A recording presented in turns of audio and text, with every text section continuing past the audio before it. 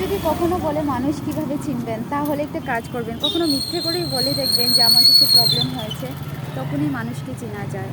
তো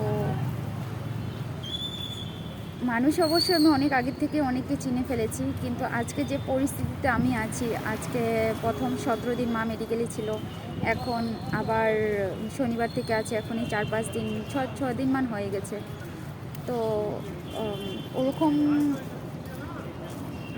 কারো কারো জন্য আমার কাছে কোনো মানে কেন আসে নাই, কেন করে নাই, কোনো সংকোচ নেই।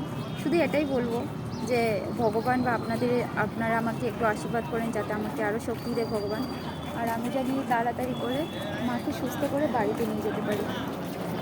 দেখেন,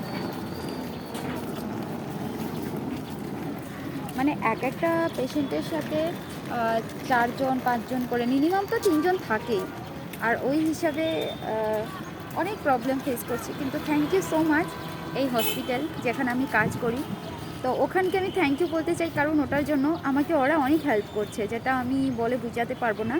অনেক আছে না যে বলে মেনশন করা যায় না, সেই পরিমাণ আমি ওদেরকে বলে বোঝাতে পারবো না ওরা আমাকে কতটুকু হেল্প করেছে। আদারওয়াইজ আমার কারো কাছে কোনো মানে নেই যে কেন করলো, কিসের জন্য করলো, কোনো কিছু নাই। ভগবান শরীর যদি দিয়েছে অবশ্যই বেমার দিবে। তো বাস এতটুকুই বলবো যে মা তাড়াতাড়ি সুস্থ হয়ে যায়। একটু সবাই দোয়া করবেন। ভালো থাকবেন।